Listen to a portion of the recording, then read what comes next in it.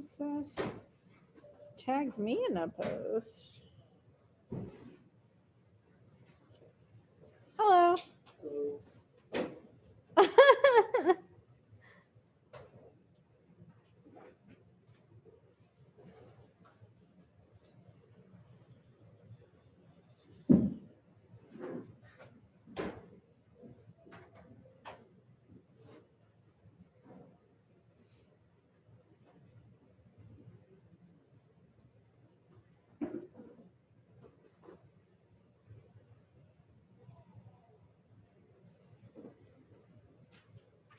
Oh my gosh, this is amazing. I'm sorry I'm on my social media like during class, but Benvenuti's sister tagged me in a post and said, thought you would enjoy that my oldest boys walk around the house singing that song Brad performed that I believe was from a musical the students wrote, which is on the memorial video. One day I heard them and didn't immediately place the song, and then I started cracking up when I realized where it was from.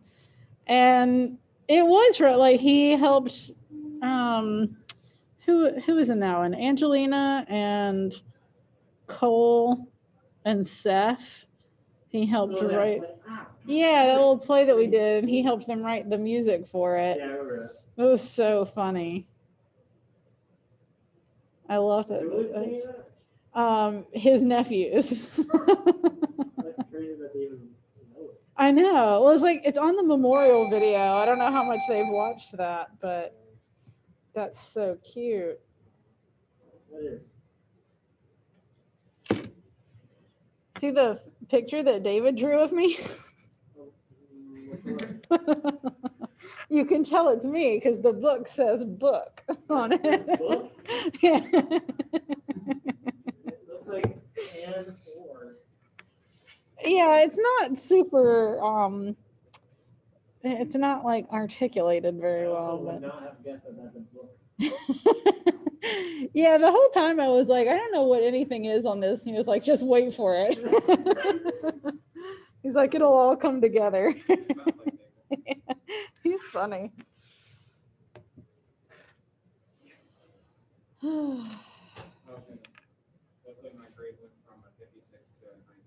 Whoa, that's a big jump.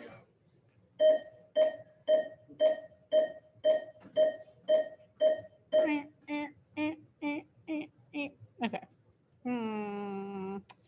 This day is almost over. Well, I do have a freaking faculty meeting. Allegro. I want the calendar. Where's the calendar?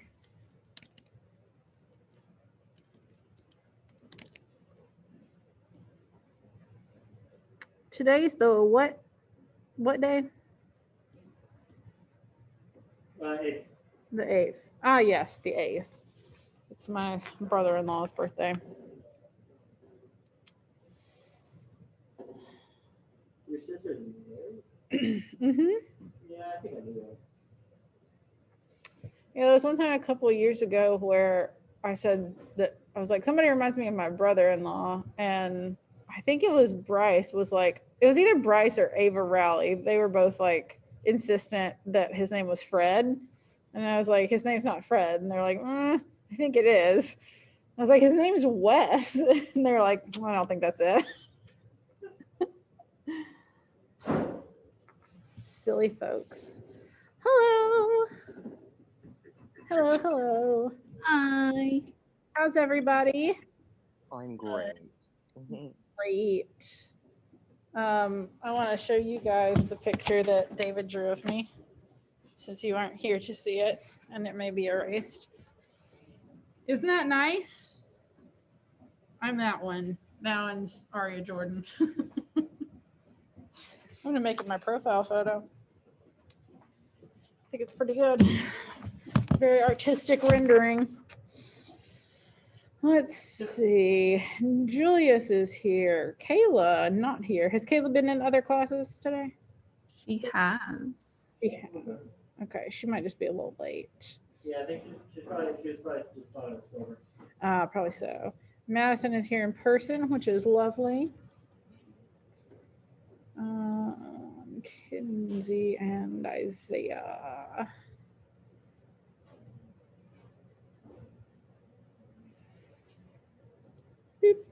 Okay.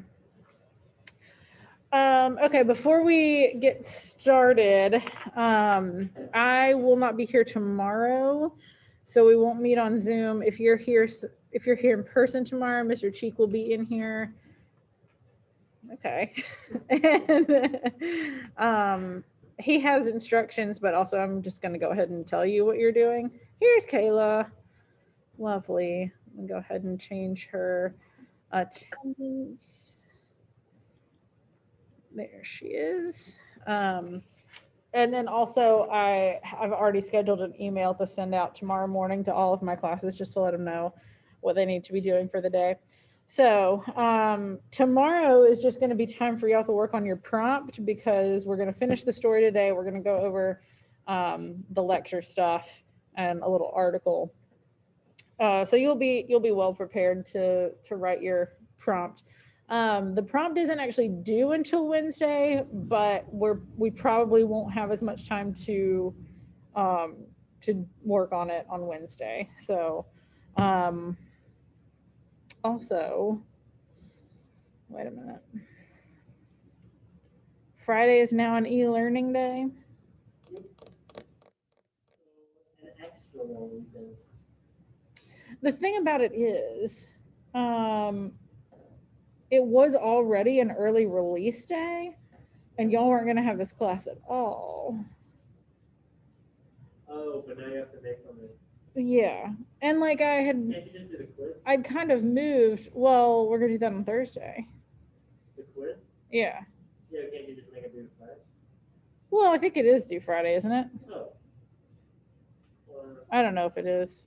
No, it's due Thursday, but maybe I'll just move it to Friday and let you have 2 days to do it. Monday is also e-learning, and you will have to read a story. I also have recorded the story already, so like if you just want to listen to me do it, you can do that. Or you can read it independently. I just wanted to give you options. So I'll revisit that later in the week, but so weird. Such a weird schedule right now. Okay, we're gonna finish reading the yellow wallpaper. Let me plug in here. I don't know if y'all actually, huh? It's kind of weird. The pages are kind of yellow. The pages are kind of yellow. It's kind of weird. They're like it's like old. Yeah, that's what I think. I mean, that's what I think. Crazy. They're way more yellow on yours. Do they? Yeah, like on mine, it's more so the edges. Yeah. And yours is like all yellow. Weird. Oh my god! But if you tilt it down, It doesn't make any difference for me if you tilt it Ew. down. Why are you Oh, you freaking out? if you tilt it down, it just looks like there's a smear of dirt in there. Really? Like you see that tiny like line right there? I do, yeah. Like it's that shape in that direction, but way bigger. It's like a brown. It's like a Crazy. brown smear. It's like the smooch that she finds around the end of her wallpaper. I'm just making a connection. No, I don't think it's No, it's not like that at all. So just to kind of recap where we left off, they've been in this house like all summer, and she has to just rest and have no stimulation because she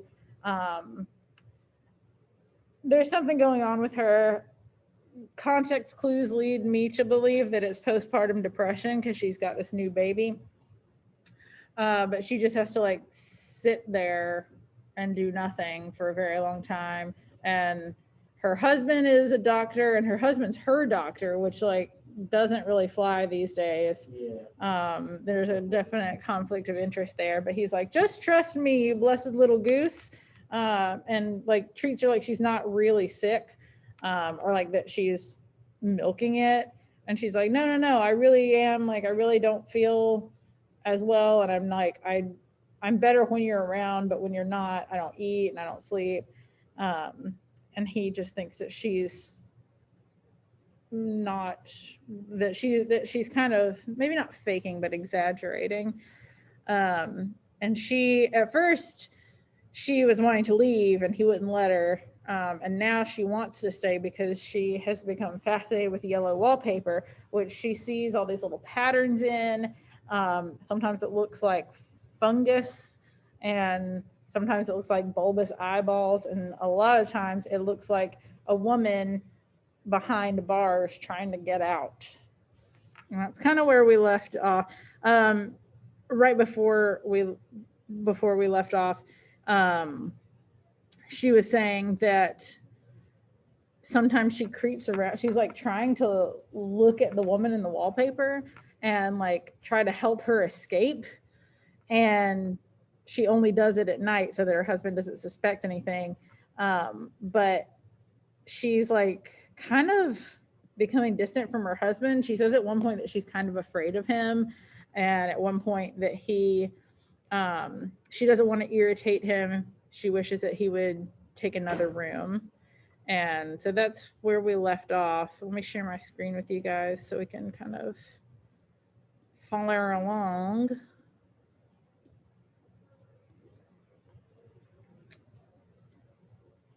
Okay, so we're right here after this set of asterisks.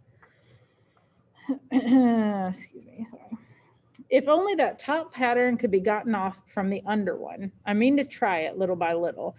I found out another funny thing, but I shan't tell it this time. It does not do to trust people too much. There are only 2 more days to get this paper off, and I believe John is beginning to notice. I don't like the look in his eyes. And I heard him ask Jenny a lot of professional questions about me. She had a very good report to give. And Jenny's like their maid or something, like housekeeper that stays there and like helps take care of the baby. She said I slept a good deal in the daytime. John knows I don't sleep very well at night for all I'm so quiet. He asked me all sorts of questions too and pretended to be very loving and kind, as if I couldn't see through him.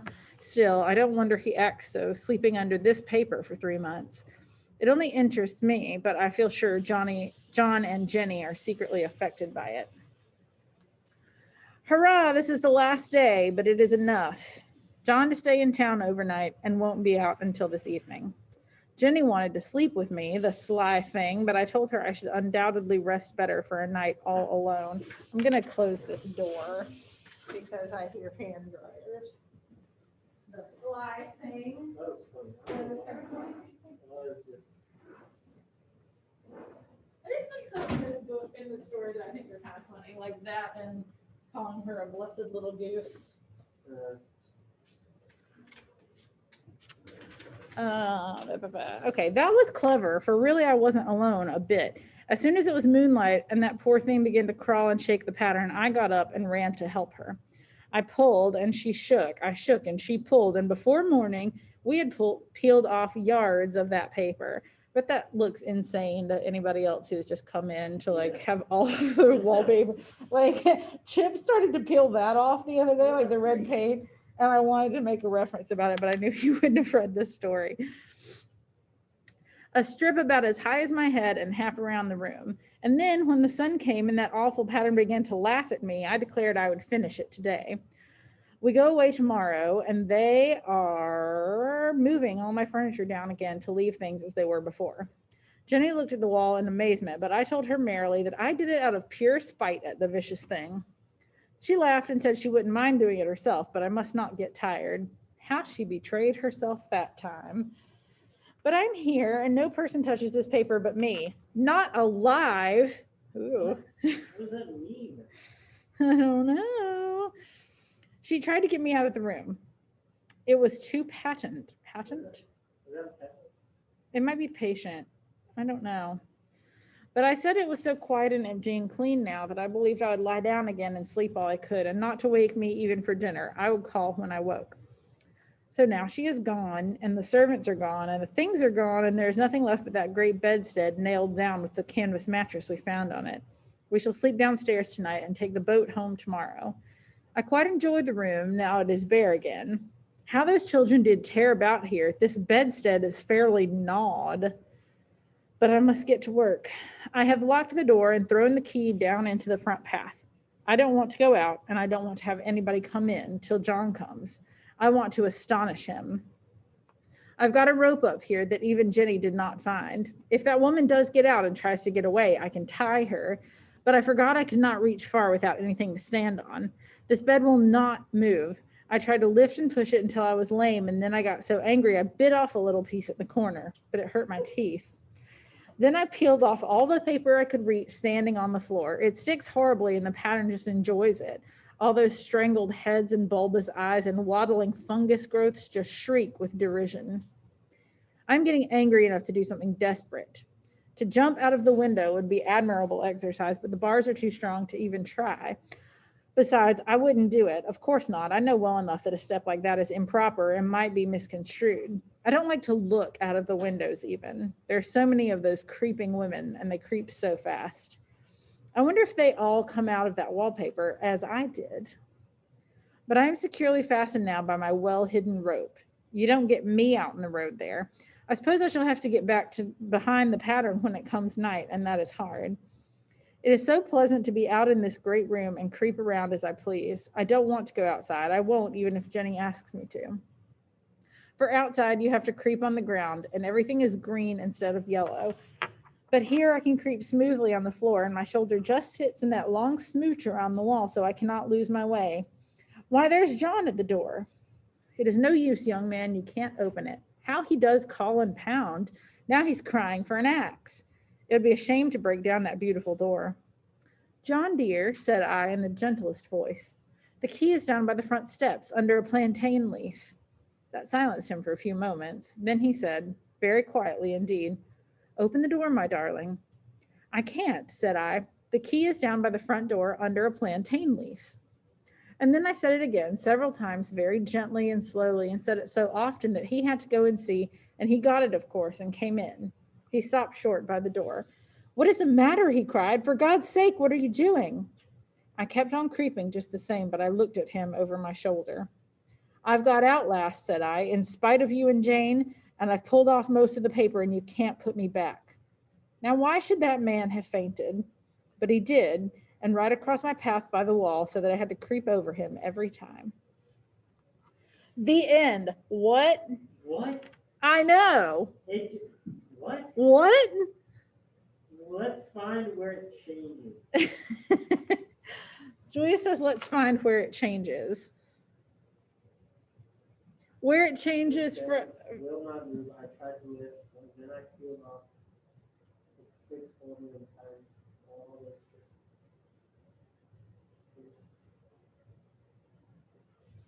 I know one of the...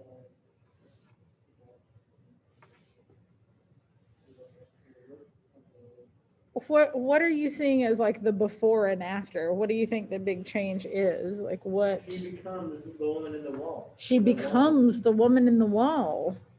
I think you're absolutely right. We're going to talk about this a lot more later, but what do you think happens there at the end? Like, Loses her mind. she loses her mind. I think so. Why does he faint? Because he sees her in the wall. Because he sees her in the wall, maybe. And maybe she, like, it's weird to think about like a person being in the wall, but I think there's this sort of like gradual change throughout the story of her like identifying with the woman in the wallpaper. And then, but I get what you're trying to find, because there is at one point it says, oh, I wonder if they all come out of that wallpaper as I did. So it's like, was she the woman in the wallpaper and now she's come out, or has she gone, was she already out of the wallpaper and then she's gone into it? So here's an interpretation of it. There's really two interpretations. One is the one that we're kind of talking about. She loses her mind.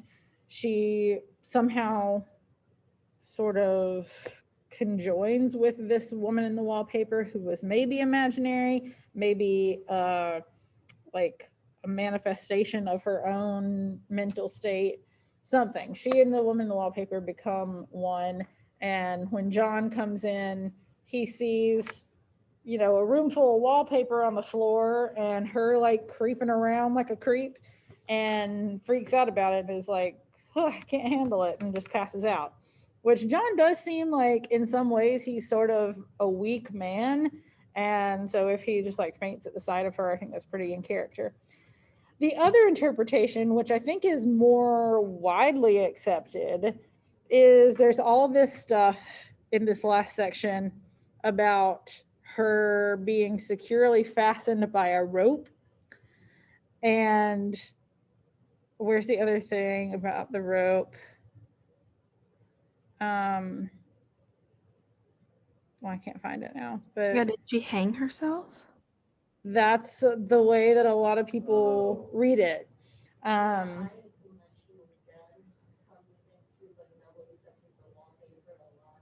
Yes, nobody touches the wallpaper alive. Where was that? I can't remember where that was. But oh, I've got a rope up here that even Jenny did not find. And if the woman does get out and tries to get away, I can tie her. And since she and the woman are like the same person, sort of, she'd be tying herself. And we can see that she like pushed the bed around. So maybe she like stood on the bed and then jumped off of it. There's all this stuff about like strangled heads and bulbous eyes that's maybe like kind of foreshadowing that. But I definitely think it makes a lot of sense, particularly at the end, with when he comes in and he's like, what's happening? What are you doing? And like, if that's the point at which she kills herself, that would make a lot of sense. Like if the last thing she says is, I've got out at last in spite of you and Jane, and I've pulled off most of the paper, so you can't put me back. And then she kills herself and he faints. Fainting would make sense there. Like that's a very traumatic thing to see. I think both interpretations are fine. I don't think one is necessarily like more right than the other, because I think there's evidence for both of them. Another weird thing at the end is she says, in spite of you and Jane, and we haven't heard of a Jane until now. So the two options there are like, it's a typo and she meant Jenny. And the other option is maybe the narrator's name is Jane and the baby's a boy. I don't think they say his name, but they said something about him. And like if she had become like the woman in the wallpaper and saying like, in spite of the limitations that you've put on me and I've put on me, that could be a thing. Okay. And we're going to talk more about this on Thursday, but wait, Wednesday. My week is just all messed up. Yes. Come.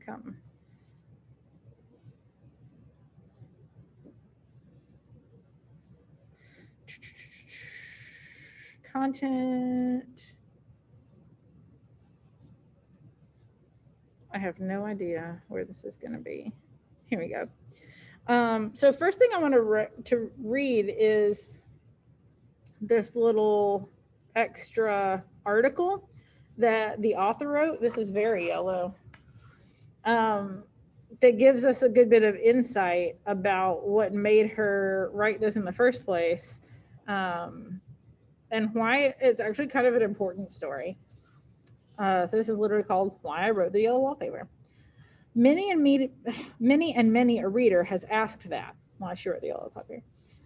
When the story first came out in the New England magazine about 1891, a Boston physician made protest in the transcript. Such a story ought not to be written, he said. It was enough to drive anyone mad to read it. It's kind of ironic. Another physician in Kansas, I think, wrote to say that it was the best description of incipient insanity he had ever seen, and begging my pardon, had I been there? Now, the story of the story is this. For many years, I suffered from a severe and continuous nervous breakdown tending to melancholia and beyond.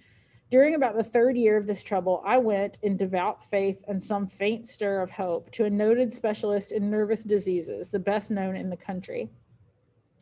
This wise man put me to bed and applied the rest cure, to which a still good physique responded so promptly that he concluded there was nothing much the matter with me, and sent me home with the solemn advice to live as domestic a life as far as possible, to have but 2 hours intellectual life a day, and never to touch pen, brush, or pencil again as long as I lived. This was in 1887. I went home and obeyed those directions for some 3 months, and came so near the borderline of utter mental ruin that I could see over. Then, using the remnants of intelligence that remained and helped by a wise friend, I cast the noted specialist's advice to the winds and went to work again. Work, the normal life of every human being. Work, in which is joy and growth and service, without which one is a pauper and a parasite, ultimately recovering some measure of power. Being naturally moved to rejoicing by this narrow escape, I wrote the yellow wallpaper with its embellishments and additions to carry out the ideal. I never had hallucinations or objections to my mural decorations, and sent a copy to the physician who so nearly drove me mad. He never acknowledged it. The little book is valued by alienists and as a good specimen of one kind of literature. It has, to my knowledge, saved one woman from a similar fate, so terrifying her family that they let her out into normal activity and she recovered. But the best result is this. Many years later, I was told that the great specialist had admitted to friends of his that he had altered his treatment of neurasthenia since reading the yellow wallpaper. It was not intended to drive people crazy, but to save people from being driven crazy, and it worked. So she wrote this because she had a very similar experience, not to the point where she was like hallucinating, but she felt like she was kind of losing her mind when she went on this rest cure for like 3 months. I mean, 2 hours of intellectual stimulation a day, and that means nothing, like no conversation, no getting up and walking around. You're just laying there for 22 hours a day. That's enough to drive anybody crazy. And so she published this, and it freaked people out so bad that people who had their families doing the rest cure were like, let's not do it. We don't want them to end up like this person in the book. And the specialist who had prescribed it to her, who, I don't know if she changed his name, I can't remember, but she mentioned him in the story. At one point, her husband is like, if you're not better, we'll take you to Dr. So-and-so. And it's supposed to be a reference to this guy. And she sent it to him and didn't hear anything back, but then like later on heard that he had read it and changed his practices because he realized how horrible it was. And like, that's pretty cool. And like, this is not something that we do anymore, obviously. Like, science is beyond it at this point. But I mean, people stopped doing the rest cure, maybe not exclusively because of this, but this story had a big impact on it. And that's pretty cool. Okay. Let's go now to this, which, can I open that in another thing? Or do I have this somewhere else?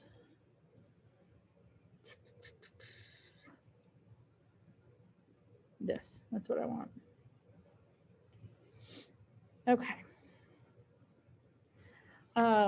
So this has got some slides and then it's got some questions, and I kind of just put the questions into the prompt for this week because it was another one that just sort of said like, respond to one of the things from the story or from the lecture. So I just put the questions into the prompt. Okay, we know what irony is, or at least we should. It's a contrast or discrepancy between expectations and reality, between what's said and what's really meant, between what's expected and what really happens, or what appears to be true and what is really true. And there's 3 types of irony. The first one is verbal irony, which is when a reader or speaker says one thing but really means the opposite. This is often shown through sarcasm. The example that they give here, if you tell a friend who shows up an hour late for an appointment, I just love being kept waiting in the rain, you're using verbal irony because you don't obviously mean that you love that. But that's just that sort of verbal irony at work. Situational irony is another one. When what is actually happens. when what actually happens is the opposite of what is expected or appropriate. For example, I don't like one of their examples here. The Wizard of Oz, Dorothy had the power to go home the whole time, and the Tin Man was looking for a heart, but had one the whole time. I don't really like their second example, and I'll tell you why in just a minute. The King Midas story. Do you guys know that story? He says that he makes this wish that everything he touches would turn to gold because he's very greedy. But literally everything he touches turns to gold, meaning like when he tries to drink water, the water, when it touches his lips, turns to gold and he can't drink it. He can't eat anything. He can't like be comfortable because all of his furniture and blankets and everything turn to gold. So that's a good example of situational irony because you think it's going to be this great gift and it winds up being a curse. The third one is dramatic irony, which is when the audience or reader knows something important that a character in a story doesn't know. It can heighten a comic effect or generate suspense. I didn't like the horror movie example for situational irony because I think it's much more suited to dramatic irony. You know, that moment when like you're watching a horror movie and you're yelling at the screen and you're like, he's behind the door, and the character doesn't know that, but you do. That's dramatic irony. Another example would be in Romeo and Juliet. We know that Juliet isn't really dead, but Romeo doesn't know that. So it's very frustrating. I didn't put this question in the thing. Do you see any of those types of irony in the story?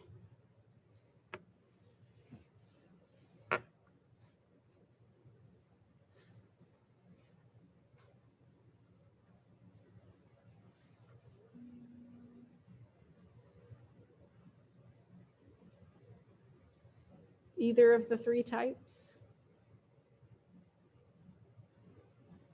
Would us having like prior knowledge, like not outside of the story itself? Outside of the story? Yeah, like if we came in with knowledge, but obviously we don't have that in the story. Yeah, I think that would count. Outside, we know that like bed rest is not going to work, but in the story.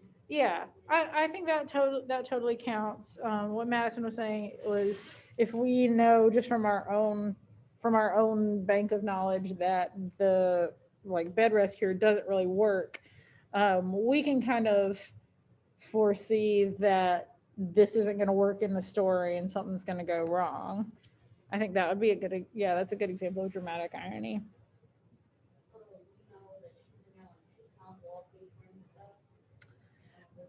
Yeah, that's true. And the other characters don't know that. We see that she's like peeling off and like chewing off the wallpaper and stuff. Oh, and also she said that she made that comment about, I mean, this is off the subject of irony, but she made that comment about how the posts of the bed had been gnawed, and yes, I think she's just like chewing on her furniture like a crazy person. It is. I want there to be like a good movie of this. There are plenty of like short film versions on YouTube that are really horrible, but there's not like a good professionally done one. But she said that like the kids gnawed on the bed. Uh-huh. It was just other people that got trapped in there. It could have been. Yeah, I mean, the thing is, she says all this stuff about how she thought it was a kid's room / gymnasium before, because it's got bars on the walls and like rings on the walls. But that doesn't. More like a cell. Yes, it does. It sounds more like a cell. It sounds like maybe somebody's chained to the rings in the walls and like bars on the windows. Like maybe it could be to prevent a kid from like jumping out the window or whatever, but typically that's prison. I don't know. I think situational irony could kind of be another one, just because they put her there to help her get better and she deteriorates to the most extreme degree, which was not the plan. Okay, let's look at characterization. It may have been a while since we talked about these kinds of things, like a few years, because this is fairly, I feel like this is the kind of thing you learned in like 8th grade or English 1. stock characters tend to be like a character who's just like one-dimensional and based on a stereotype, like the computer geek or the surfer or the frat boy or something like that. Just like a stereotype. You have these two types of characters, flat and round. A flat character is just sort of one-dimensional and might have one or two personality traits, but they're not like very fleshed out. They can be summed up in like a single phrase. A round character, I don't know why it says 1, 2, 2 instead of 1, 2, 3, but I didn't make this. A type of character that's multidimensional and has many aspects and traits to their personality. A round character is more like a real person because just in life we have nuanced personalities. We're not usually just like, he's a nice guy and that's all there is to him. People are complex. My examples here are both from Harry Potter. A round character would be Professor Snape, because throughout the whole series, you're like, is he a good guy? Is he a bad guy? He's on Dumbledore's side, but he's mean to the kids. We don't know what to think about him. He's got a lot of sides to his personality. A flat character would be like Moaning Myrtle. If you've read or seen the second one, she's a ghost. And really all there is to her is like, she's dead and she complains. That's pretty much it. So she's a flat character. That doesn't mean that it's bad, but they tend to be not as important characters. And then you have, go ahead.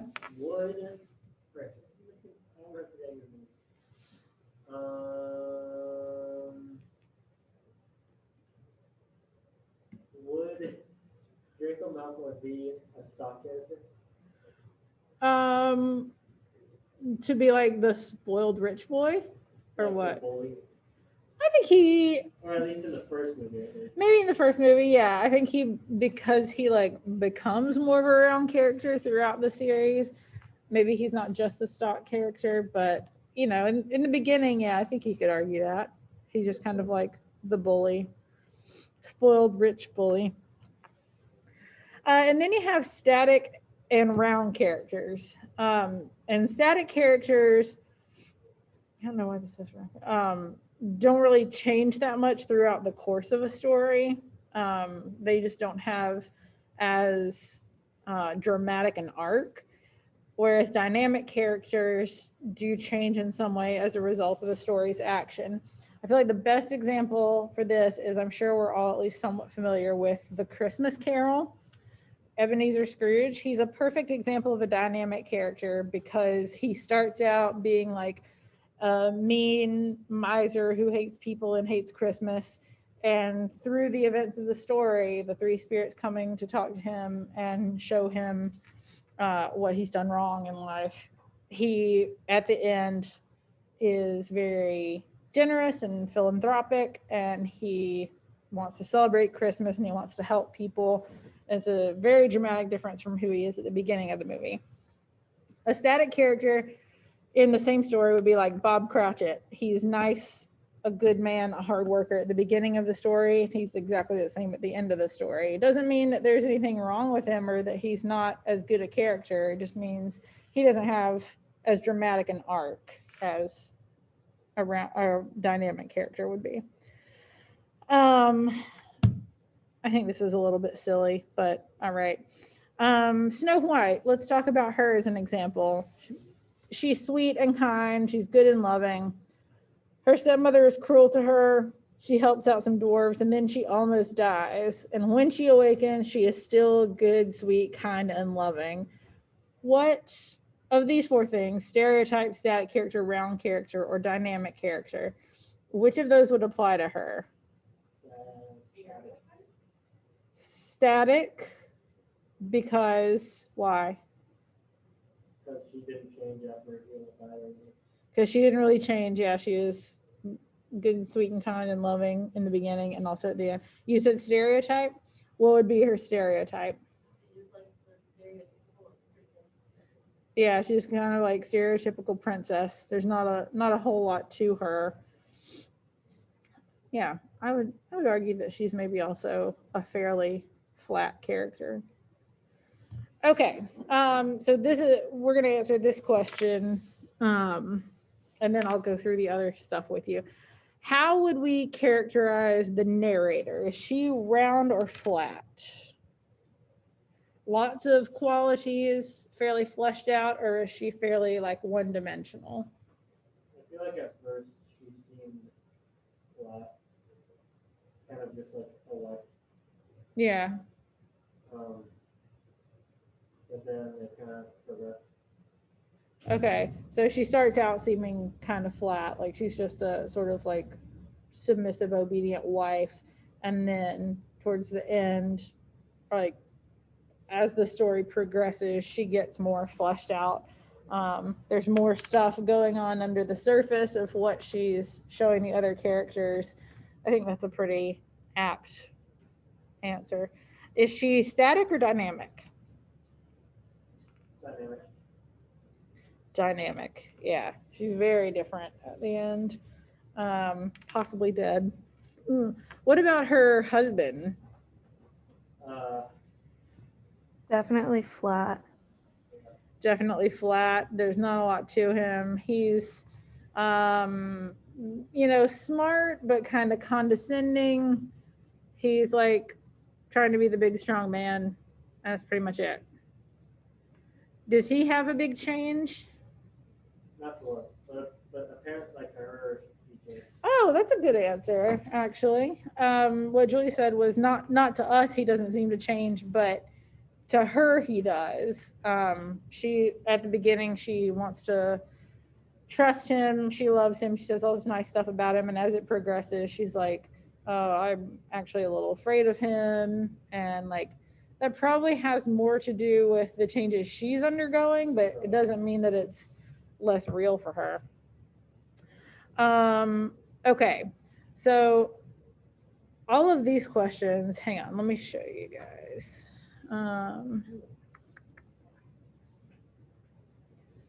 So I went into the yellow wallpaper prompt and just added this stuff.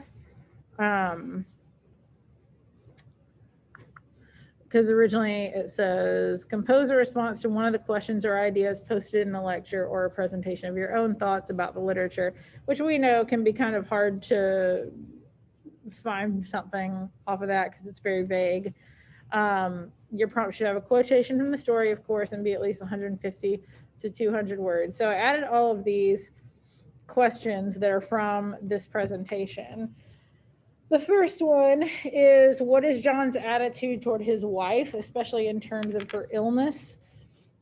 And in the course of thinking about this issue, consider the symbolism of the nursery. We're not going to go through all these super extensively right now, but can you guys think of any possible symbolism for the nursery? Well, with the bars and the rings, it's like a cell. Yeah, it's more like a cell than a nursery.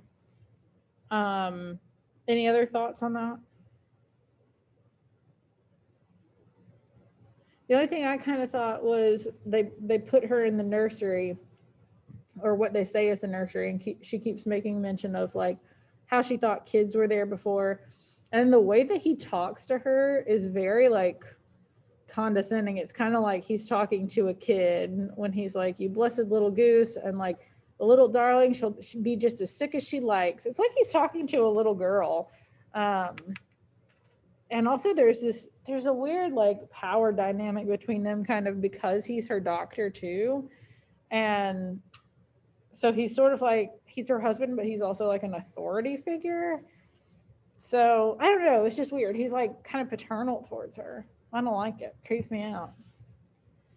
The second one are, what are the narrator's feelings toward her husband? And Julius made the good point that her opinion of him and her feelings towards him change throughout the story.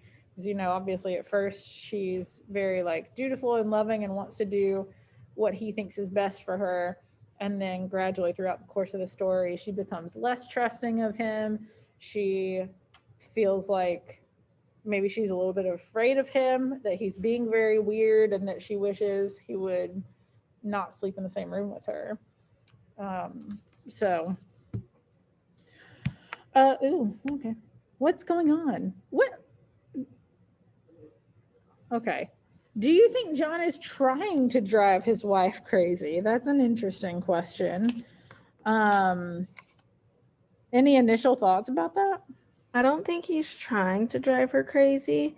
They just thought that back then that's what was best for these women that they said were kind of going crazy, but I think he didn't mean to drive her to insanity. Yeah, I'm kind of inclined to agree with you on that one. Now, I do think that like he didn't listen to her, which is kind of infuriating, especially there was one point where he was like, you're really getting so much better every day, and she's like, no, I really am not. Like I'm better when you're around, and like I eat in front of you, but I'm like when you're not around, I'm not eating, I'm not sleeping. What? He says I'm like better physical, but not necessarily. Yes, she does. And he like doesn't even let her get the sentence out. She starts to say, hang on, I'm just gonna find it. Because I know kind of where it is. Better in spirit, blah blah.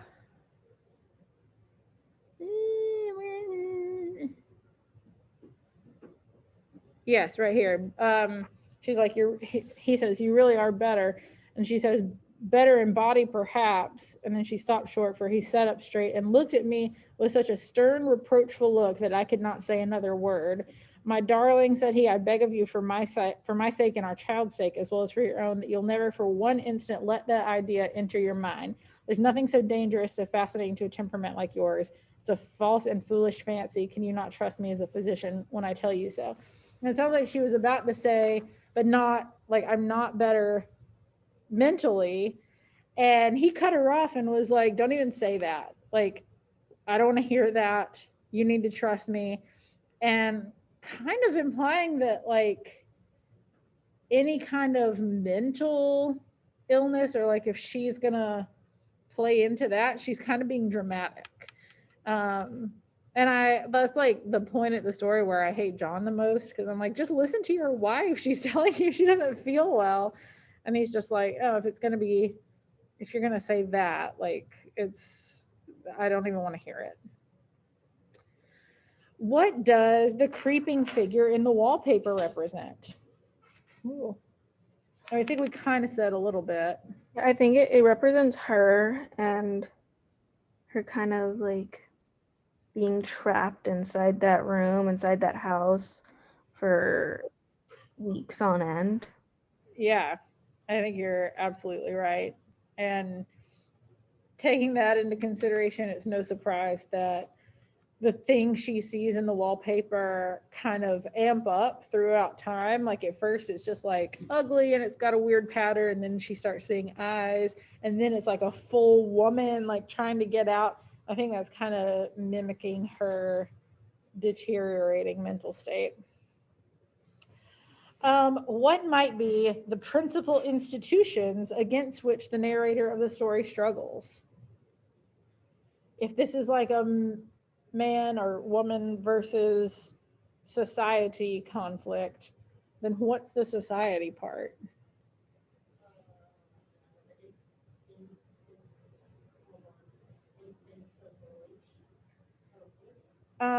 In well, I can't think of that either. Infantilization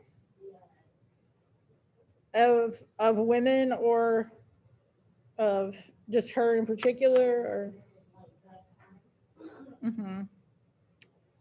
Yeah, I think you're right. The infantilization of women, and like I think that's part of women being like more oppressed, and not being seen as equal, not being seen as able to govern their own mental states or their own bodies. Um, I think you could argue that the medical field is one, because the medical field didn't really take women. It's 3:00. Thank you. Really? Oh, didn't really take women seriously. You could also say marriage, because she doesn't seem to have a lot of power in her marriage. I think we got 2 questions left, so we'll kind of sail through these. In what ways might the ending of the story be seen as both a victory and a defeat for the narrator? And I think that kind of depends on how you read the end of it. So if you decide to answer that, you might want to kind of determine or like clarify how you read the end of it. Like, has she lost her mind? Has she killed herself? And in what ways is her situation both similar to and different from that of the woman in the wallpaper? And the last question is this more of a feminist work, a gothic horror story, or a warning about improper medical treatments, and why? And I think it's worth mentioning that it's definitely all three things.